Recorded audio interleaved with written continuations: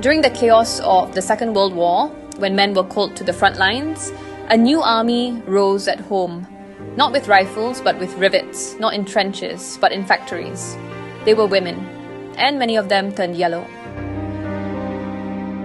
As war engulfed Europe, Britain faced a critical shortage not of weapons but of workers. With men drafted into battle, factories needed hands, and women answered the call.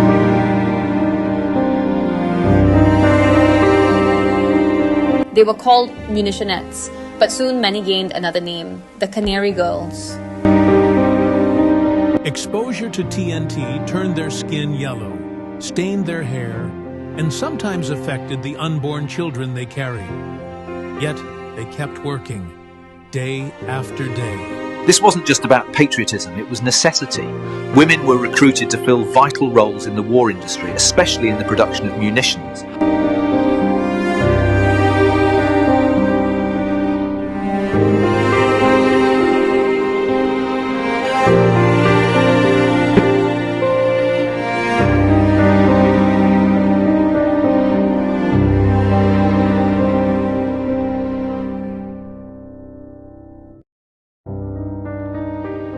In Wales, places like Glasgow became key production sites. Women flooded in, often from rural communities, drawn by the promise of wages and patriotic duty. Women played a big role in the Allied victories against Germany. This is something we don't talk about enough. We need to come together and share the stories of the yellow women who were affected by chemicals in the munition factories.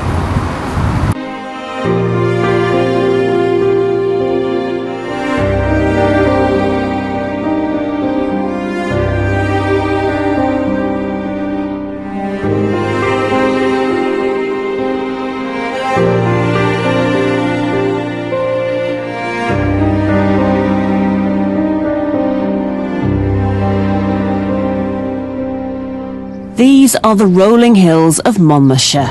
Tucked into a quiet corner of this beautiful countryside is a massive 1,000-acre factory site. But if people in Usk have never heard of it, there's a good reason. They're not supposed to. I just don't know anything about the Glasgow factory. What sort of factory is it? Yeah, I've lived here 17 years, all my life. Didn't have a clue. Factory in Glasgow? There's a factory in Glasgow? There's a prison there. It's just a hidden place that everybody knows that something goes on there, but nobody knows what goes on in there. I know it's a very large factory. I know it's munitions, is it, I think?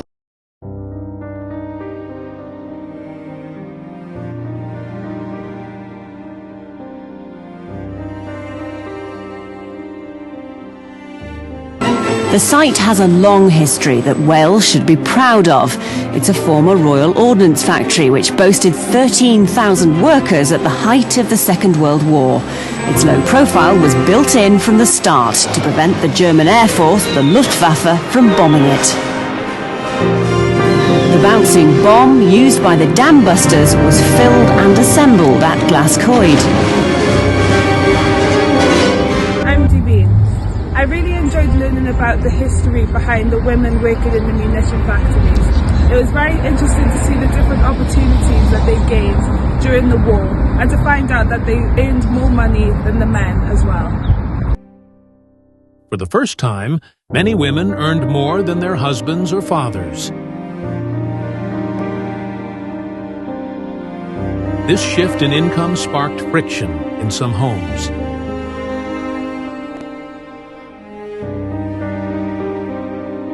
When the war ended, women were expected to return home. From heroines, they became dole scroungers, accused of stealing men's jobs. The pay imbalance challenged male authority. In South Wales, coal miners earned less than their wives and munitions. That disrupted gender expectations. The very independence they had gained was swiftly stripped away.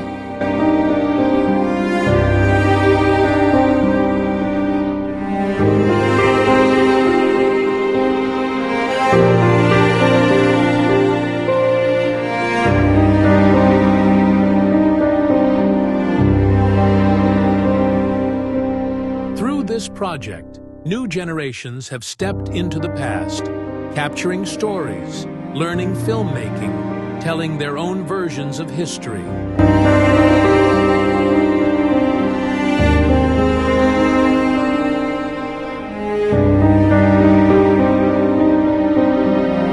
It's been a very useful journey to learn how women, for the sake of this country's safety, got involved in the mission production. We need to tell their story to the next generation and to make sure that they do the same in their turn. Their story is a really rich story.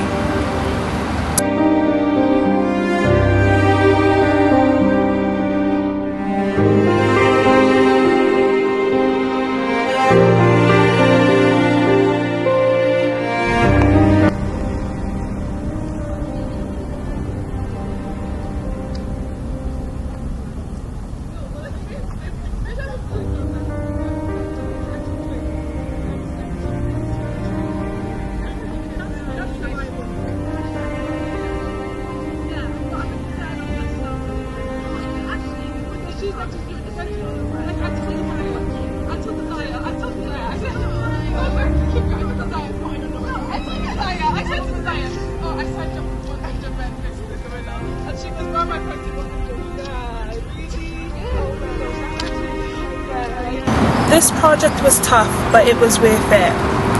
I'm so proud of what we have achieved and excited to share the stories with my other fellow classmates and friends. I have to say, it's been a journey, and I am happy to be able to say thank you to the people that got involved. I'm sure they're just as proud as I am right now.